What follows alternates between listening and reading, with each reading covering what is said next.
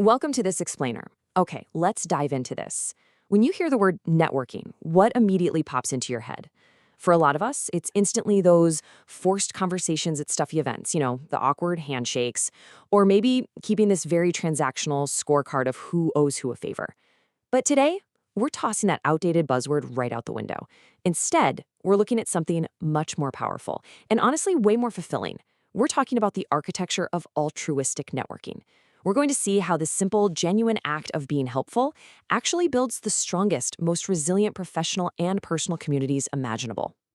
So, what exactly is altruistic networking? Well, it's defined as building and maintaining a social network through helpfulness, generosity, and the proactive pursuit of diverse connections. Think of it as the absolute perfect antidote to that selfish, narrow, what's in it for me style of networking we were just talking about. It completely flips the script. Instead of constantly asking what your network can do for you, it asks how you can be a conduit of value and generosity for others.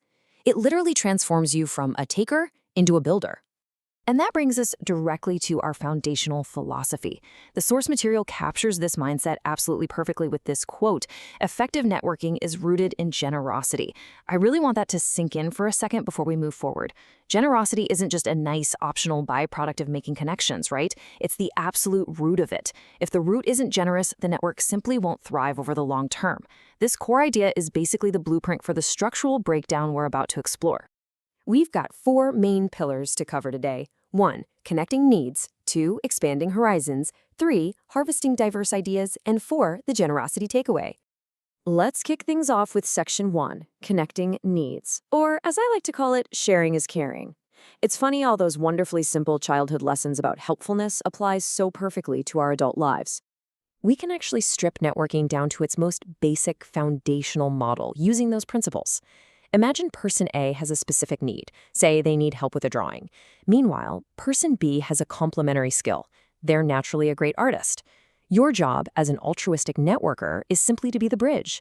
If you know person A's need and person B's skill, you introduce them. And this brilliantly illustrates how we can connect complementary needs and skills in literally any environment. Whether you're in a neighborhood association, a classroom, or a corporate boardroom, it's just a simple, elegant matchmaker scenario. Now, when you consistently make those kinds of connections, offering help, sharing knowledge, or providing resources, it builds immense mutual goodwill and significantly strengthens community connections. I really want to emphasize this. Connecting others isn't just a polite thing to do, it actively creates a rock-solid foundation of mutual benefit. That right there is the absolute bedrock of successful networking. You're taking what you or what others in your circle have to offer, and by sharing it generously, you're elevating the entire ecosystem around you. Moving right along to Section 2, Expanding Horizons. New places, new friends. Let's see what happens when we intentionally step out of our immediate circles into completely new environments. We just talked about connecting folks within our own immediate circles. But what happens when we step outside that comfortable, familiar bubble? Well, the benefits are immense. Let's say you decide to try a totally new activity. Maybe it's a local coding boot camp, a weekend pottery class, or even a professional development seminar. By taking that one single action, you meet completely different people, you find varied interests, you expand your world, and most importantly, you diversify your contacts. I challenge you to just imagine the entirely new social landscapes you could unlock simply by choosing to show up in one new place this month. It completely rewires your network. And here is exactly why taking that step is so absolutely vital. The source material warns us directly. Diversifying contacts helps avoid narrow outreach, which can limit access to new opportunities and perspectives. So the crucial point is that remaining isolated in your usual comfortable circles is actually a major risk to your growth. Narrow outreach basically creates an echo chamber. If you only ever talk to the exact same people, you're only going to be exposed to the same opportunities and the exact same viewpoints. Actively diversifying your contacts, that's how you shatter those limits. Which leads us perfectly into Section 3, Harvesting Diverse Ideas. My idea connectors, building diverse networks, directly yields a broader, richer range of insights. When you build these diverse networks by stepping outside your comfort zone, you aren't just, collecting business cards. You're creating a pipeline for richer, broader insights. Let's move to and see how this builds structurally. Think of it conceptually like this. Different archetypes in your life act as unique idea connectors. A family member, like a parent, might be your source for foundational stories and life advice. A peer introduces new entertainment or social trends. Meanwhile, a mentor or teacher sparks ideas for complex projects and career growth. Every single person acts as a distinct conduit, bringing something totally unique to your life. We can actually map this dynamic out logically. It works like this.